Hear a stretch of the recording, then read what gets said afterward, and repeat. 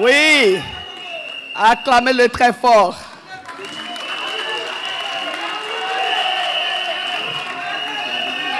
Quelle belle initiative. Waouh. Ah oui, ça nous replonge dans le cœur même de notre histoire, de notre parti, je dirais de notre vie. Merci à M. Cissé Ibrahima Bakongo.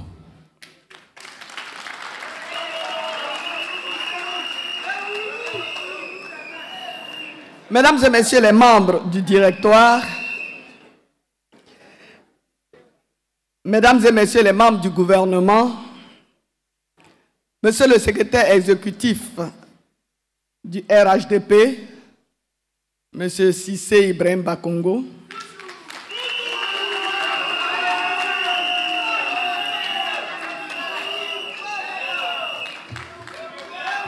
messieurs les ministres gouverneurs, Madame et Messieurs les secrétaires exécutifs adjoints, Mesdames et Messieurs les secrétaires nationaux et leurs adjoints, Madame et Messieurs les présidents des structures spécialisées du parti, Mesdames et Messieurs les secrétaires départementaux, Mesdames et Messieurs les élus du parti, chères militantes, chers militants, chers amis de la presse, mesdames et messieurs, je voudrais d'entrée adresser les vives félicitations du président du directoire et aussi, bien entendu, mes vives félicitations au secrétaire exécutif, le ministre-gouverneur Cissé Ibrahima Bakongo,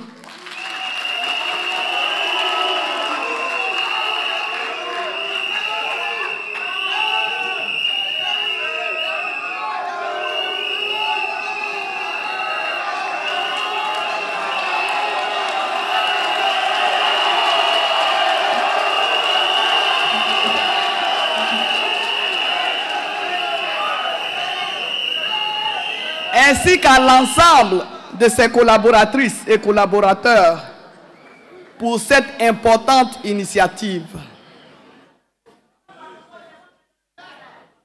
11 avril 2011, 11 avril 2024.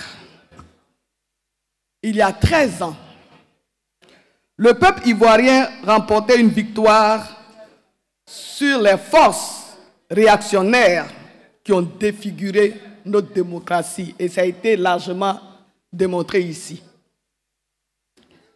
Cette commémoration sonne donc comme un acte mémoriel majeur. C'est pourquoi, et ça, j'espère que vous l'avez compris, hein, c'est le discours du président du directoire que j'ai l'honneur de prononcer. Donc j'utilise ces mots. C'est pourquoi j'ai tenu à m'y associer et à impliquer la haute direction du parti. Mesdames et messieurs, le programme de cette célébration nous donne l'occasion de marquer un arrêt sur une période douloureuse de l'histoire de notre pays, de mesurer les sacrifices consentis par nos concitoyens pour l'avènement d'une vraie démocratie et pour nous projeter vers l'avenir.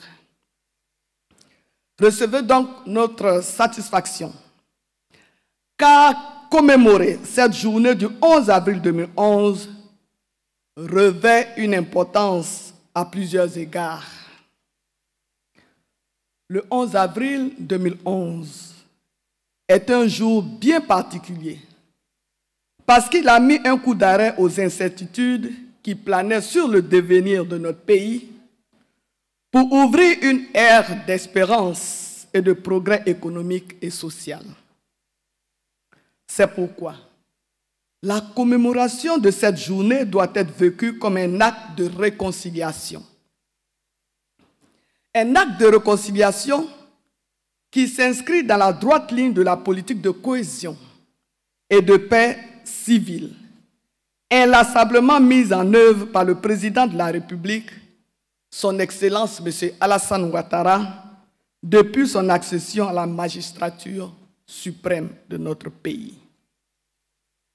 Le chef de l'État a indéniablement construit les fondamentaux de la paix et de la stabilité de notre pays, en posant des actes majeurs de gouvernance.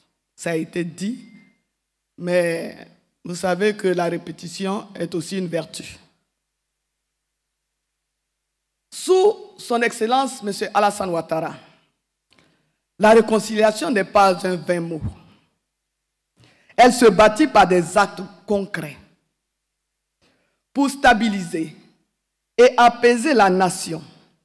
Le président de la République a engagé notre pays dans un grand chantier de transformation structurelle tous azimuts par la création d'un environnement propice à la création de richesses par des investissements productifs. Les grands chantiers d'infrastructures ont favorisé l'attractivité de notre pays en stimulant le développement de nouveaux secteurs marchands. Auguste Assemblée, chères militantes, chers militants, les résultats sont visibles. La croissance économique est dynamique, la pauvreté recule et la richesse produite est partagée entre nos concitoyens. Le chef de l'État a par ailleurs engagé une politique hardie de consolidation de nos institutions. Enfin, pour renforcer le socle de notre démocratie, le chef de l'État a ouvert l'espace politique pour permettre à l'opposition de prendre toute sa place dans le jeu démocratique.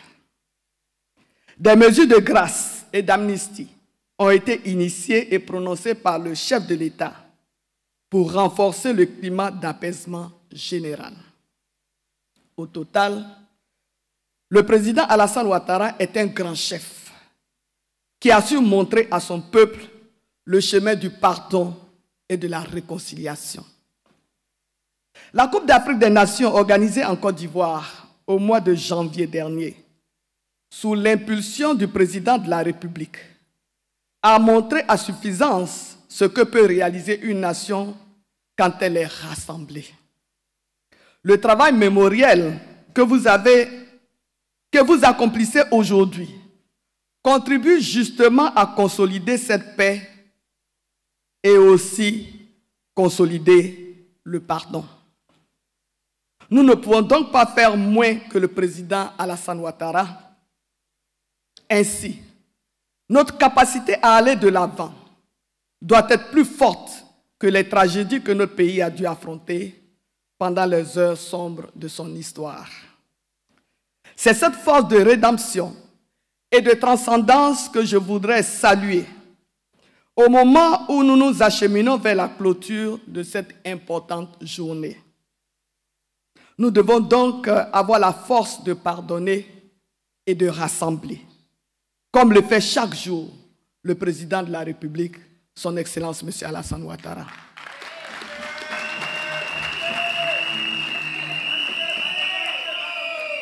Mesdames et messieurs, militantes, militants, vous comprenez donc aisément que la présente célébration ambitionne tout simplement d'en appeler à la responsabilité de tous et de chacun.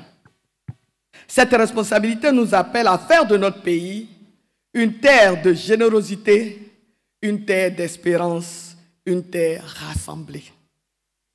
Nous venons de vivre un grand moment d'unité nationale et de démocratie. Nous ressortons d'ici avec une plus grande confiance dans nos institutions.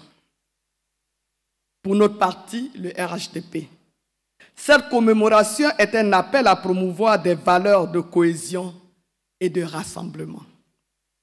Nous devons nous servir de ce patrimoine historique pour transmettre aux générations futures un héritage de paix, de concorde et d'union. Mesdames et messieurs, je terminerai en réitérant mes félicitations au comité d'organisation ainsi qu'aux panélistes pour leur contribution significative à la réussite de cette journée de commémoration. Bravo à toutes et à tous pour votre participation très remarquée. Je vous remercie.